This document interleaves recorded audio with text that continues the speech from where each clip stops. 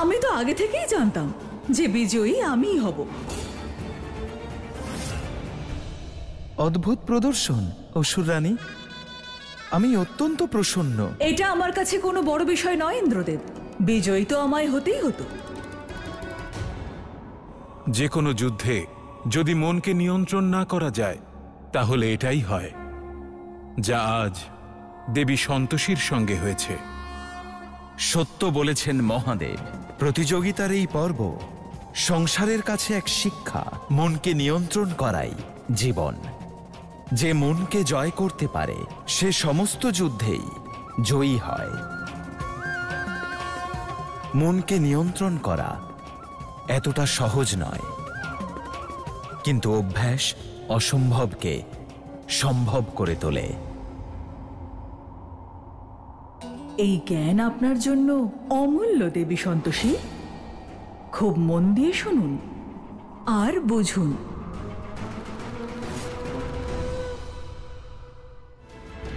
ইন্দ্র, যা হওয়ার হয়ে গেছে, ছাড়ে সব, আর চল রিঙ্কির আশীর্বাদে যাব। আর কারোর জন্য না হোক, রিঙ্কির খুশির জন্য চল। দেখো ইন্দ্র, আমি জানি আমরা সবাই এটা নিয়ে চিন্তায় আছি, কিন্তু একবার যদি ভালো মন নিয়ে যাও তাহলে দেখো সবকিছু ভালো হবে। যদি রিঙ্কিকে ভালো না বাসতাম তাহলে কোনোদিন ওই দেবেশের মুখ দেখতাম না। কিন্তু আমি যাব, রিঙ্কির জন্য যাব, তোমাদের জন্য যাব।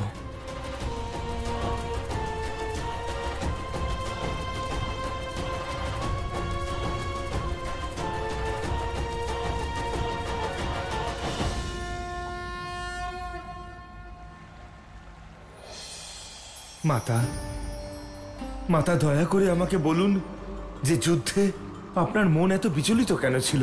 দেবর্ষি, সাথীর জীবনে আসন্ন সংকটের কথা ভেবে। প্রণাম মাতা। প্রণাম মাতা।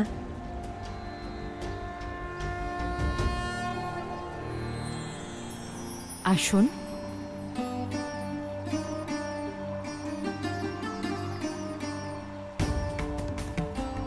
এখানে বসুন।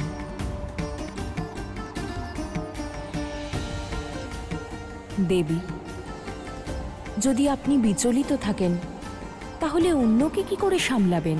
মাতা, সাথী এই সংকটের বিষয়ে অনভিজ্ঞ, যা তার জীবনে আসতে চলেছে।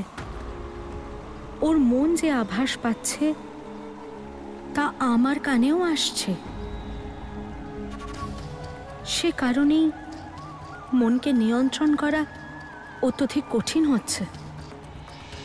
কিন্তু মনকে নিয়ন্ত্রণ করতে হবে দেবী, কারণ কিছুক্ষণ পরেই সাথী সম্পূর্ণ সত্য জানতে পারবে, আর সেই সময় ওর সাহায্যের প্রয়োজন হবে।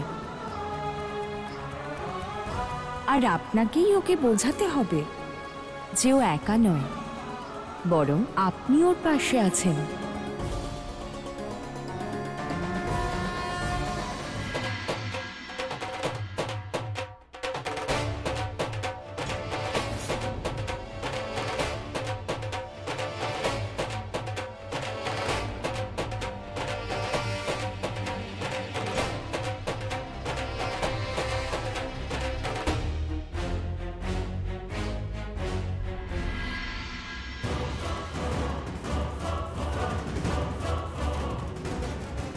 ইন্দ্র, শান্ত হ। এই যে কুন্তী দেবী, রিঙ্কিকে ডাকো, আজ পাত্রপাত্রী দুজনেরই আশীর্বাদ হবে। বাবা, আমি আনছি রিঙ্কি দিদিকে।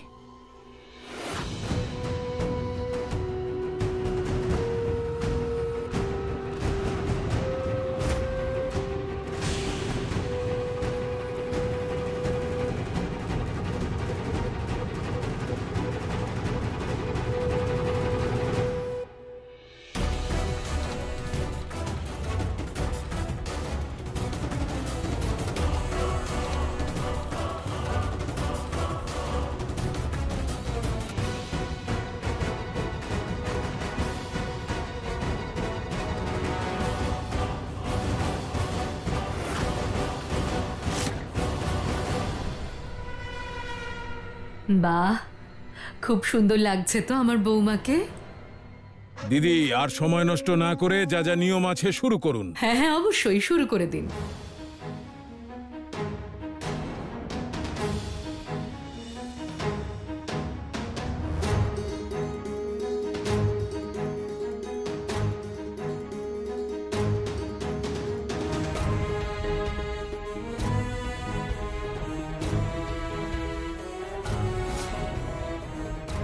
এসো, দুই দাদা এসে জামাইকে আশীর্বাদ করো।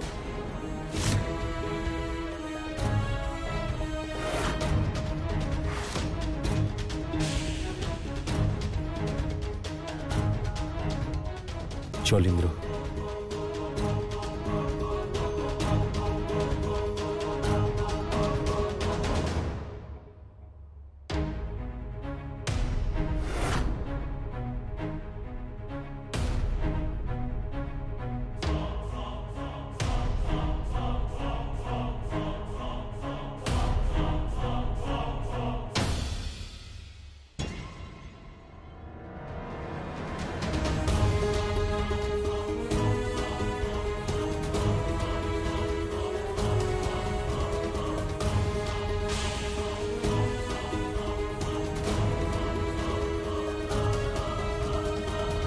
এটা রিঙ্কির গায়ে ছোঁয়ানো হলুদ, দেবেশকে ছোঁয়াবেন। আচ্ছা, এটাও বিয়ের দিন পড়বে।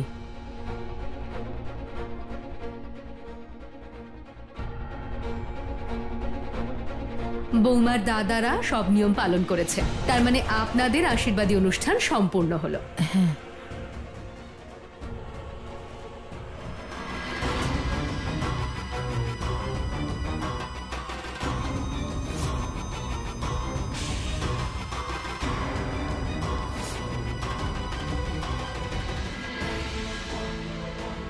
আমি এই পৃথিবীতে সব থেকে বেশি ওকে ভালোবাসি, আর এতটাই বেশি যে ও যদি আমার না হয় না, তাহলে অন্য কারোর হতেও দেব না।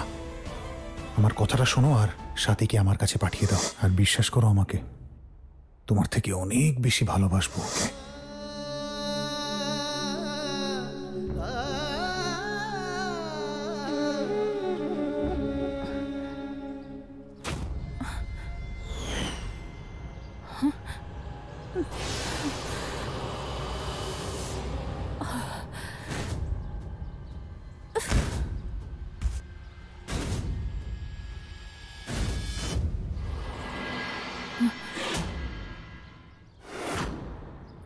সাথী, সাথী,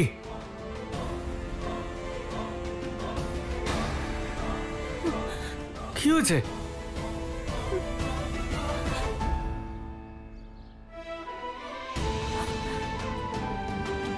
ওঠো, কি হয়েছে? ইন্দ্র, খুব ভয় করছে আমার, মনে হচ্ছে খুব খারাপ কিছু হতে চলেছে। যা হচ্ছে তার থেকে আর কি খারাপ হতে পারে সাথী?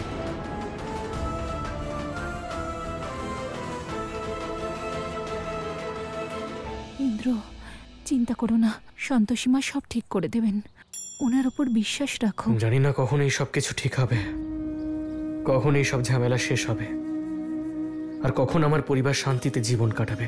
ইন্দ্র, সব হবে, আমরা একসাথেই আছি, আর এর থেকেই তো আমরা সব বিপদের সঙ্গে লড়াই করার শক্তি পাই।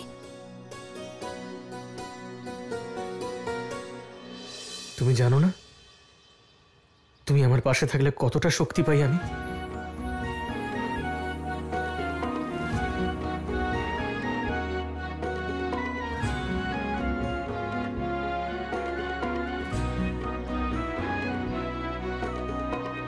ওই মহিলা কে, আর কে আমাদের বাড়িতে আগুন লাগানোর চেষ্টা করছে? আমি ওখানেই ছিলাম, কিন্তু কিছু করতে পারছিলাম না। হে মা, এই প্রশ্নগুলোর উত্তর আমি কি করে পাবো?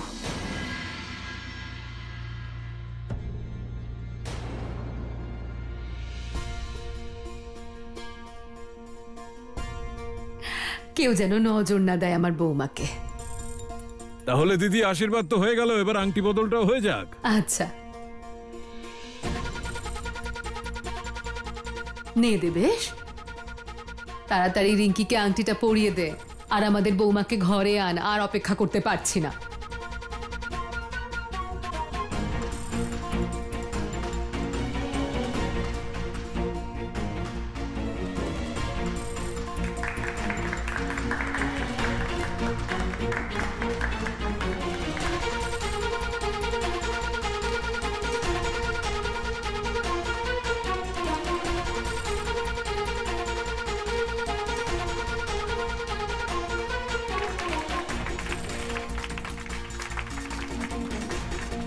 দুজনকেই অনেক অনেক শুভেচ্ছা।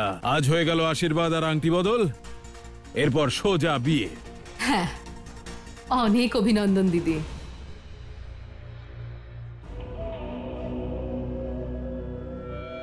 সাথী আমার চোখের বাইরে কেন চলে যায়? যার জন্য বিয়ে করছি তারই দেখা পাচ্ছি না। বলছি, আপনি কিছু বললেন? না, আমি কিছু একটা ভাবছিলাম।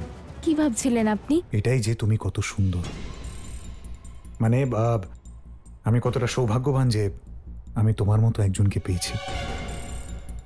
এসো একটু ওই দিকটা ঘুরে আসি।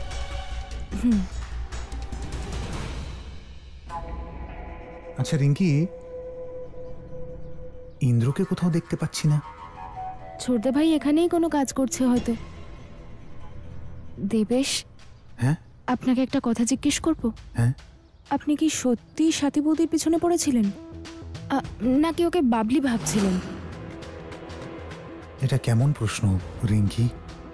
তুমি আমাকে বিশ্বাস করো না? না না দেবেশ, সেরকম ব্যাপার নয়। আসলে আমার মনে হলো তাই জিজ্ঞেস করে ফেললাম। দেখো, আজ থেকে আমি আর তুমি এক হতে চলেছি, তাই মিথ্যে বলবো না তোমাকে। সাথী কিন্তু নিজেই আমার কাছে এসেছিল, অনেক মিনতি করেছিল আমার কাছে, হাতে পায়ে ধরেছিল, আর আমি ওকে মোহিনী ভেবে স্বীকার করে নিয়েছিলাম। ব্যাস এটাই হলো আসল ব্যাপার। আমি কোনোদিনও সাথীর পিছনে পড়িনি। আমি জানি দেবেশ, আপনি খুব ভালো মানুষ। আমি যাই হই না কেন, শুধু তোমার।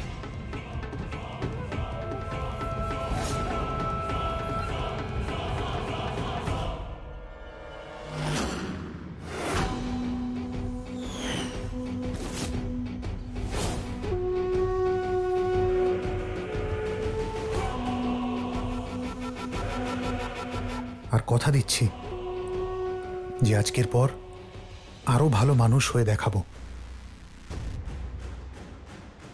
আজ থেকে তুমি আমার জন্য সবকিছু।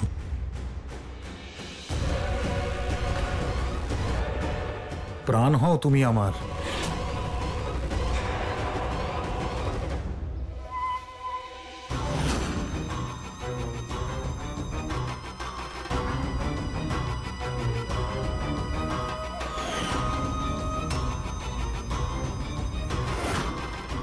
দেবেশ আর কখনো পাল্টাবে না। ওই সম্পর্কের সুযোগ নিচ্ছে, কিন্তু ওকে আমি আটকাবো কি করে?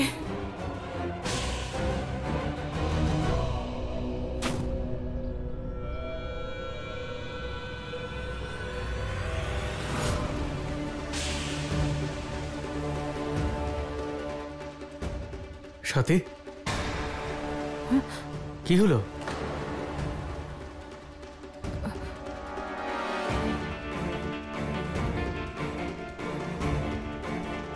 কিছু হয়নি ইন্দ্র, চলো নিচে চলো, সবাই অপেক্ষা করছে তাই না? চলো চলো।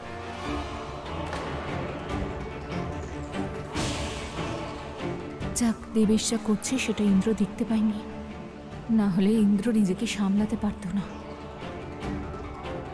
দেবেশ, কেউ চলে আসবে, আমি আসি। হ্যাঁ আচ্ছা, এইবার বুঝতে পেরেছি সাথীর উইক পয়েন্ট, মানে সাথীকে যন্ত্রণা দিতে পারবো রিঙ্কির মাধ্যমে। উত্তম, অতি উত্তম। বাস্তবে কি দেবেশ আমার পরম ভক্ত। আজ দেবেশের জন্যই আমি বিজয়ী হয়েছি। দেবেশ সাথীকে কষ্ট দেবে, তাতে দেবী সন্তোষে বিচলিত হবেন, আর তার ফলে প্রত্যেকটি খেলা আর প্রত্যেকটি যুদ্ধে আমি বিজয়ী হব।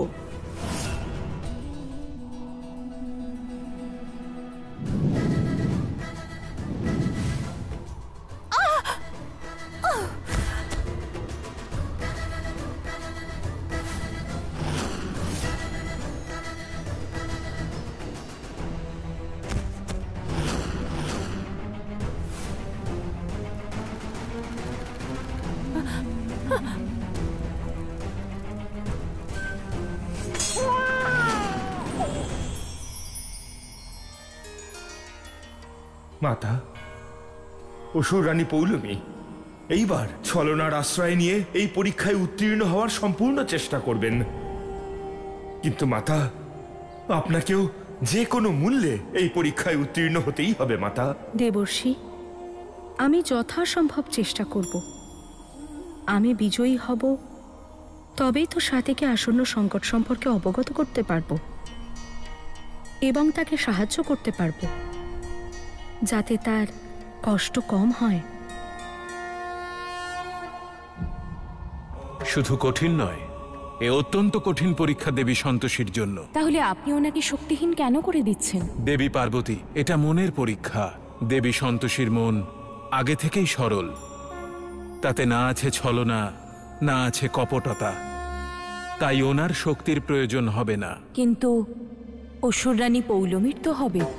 মহাদেব, দেবী সন্তোষীর মধ্যে কোনো কপটতা নেই, আপনারই মতো ওনার স্বভাবও সরল। তাহলে আপনি ওনার পরিস্থিতি এত কঠিন কেন করে তুলছেন?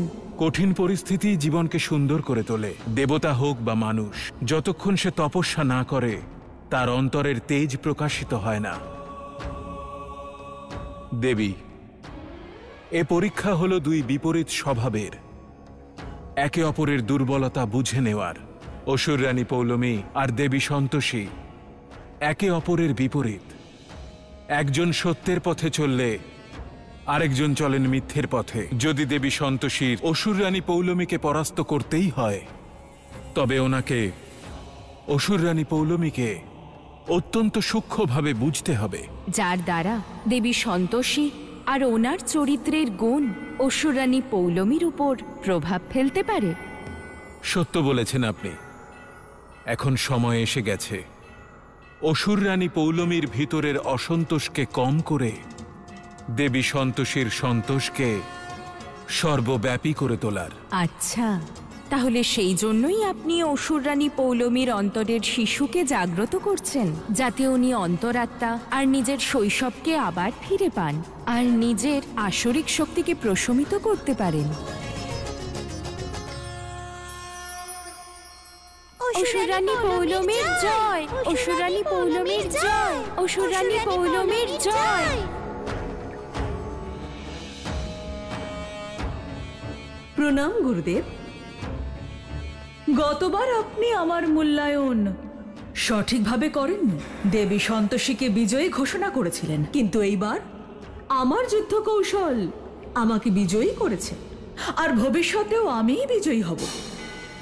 কিন্তু পরীক্ষার পরবর্তী পর্যায়ে আপনাকে আমায় সাহায্য করতে হবে। হ্যাঁ গুরুদেব, আপনাকে সাহায্য করতেই হবে। অসুর গুরু হবার জন্য আমার দ্বারা যা সম্ভব হবে তা আমি করব, কিন্তু একটা কথা যেন মনে থাকে কন্যা, দেবাদিদেব মহাদেবের পরীক্ষায় ছলনার আশ্রয় নেওয়া চলবে না।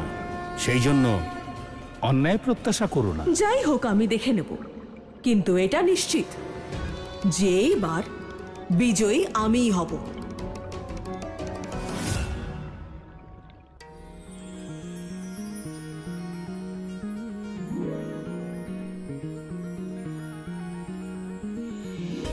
সাথী, পুজোর এই জিনিসগুলো দিয়ে আরতির থালাটা সাজাও। মা, বড়দা কিছু জিনিস আনতে গেছে, ফিরে আসুক, তারপর সাজিয়ে দিচ্ছি থালা। ঠিক আছে মা, সব জিনিসপত্র নিয়ে এসেছি। সাথীকে সব দিয়ে দে, ওই সাজাবে আরতির থালা।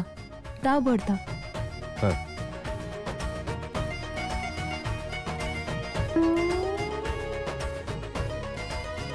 এই ভালো করে শোন সবাই, হোলিকা দহনের মুহূর্ত 6:36 থেকে 8:56 পর্যন্ত আছে।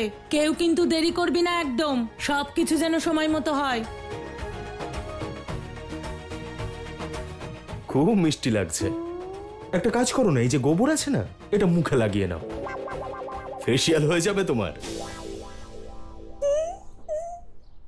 এই যে কুন্তী দেবী, সব সাজানো গোছানো হয়ে গেলে আমাকে আর লায়লাকেও ডেকে নিও, কারণ প্রত্যেক বছরের মতো এবছরেও হোলিকা দহন আমিই করব।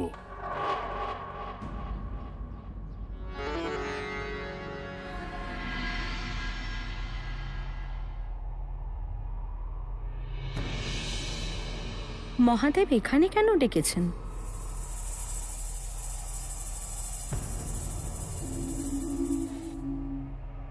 এতটা পথ হেঁটে আমি ক্লান্ত হয়ে পড়েছি। যদি এইভাবে পরিশ্রম করতে থাকি তাহলে আমার সৌন্দর্য শেষ হয়ে যাবে।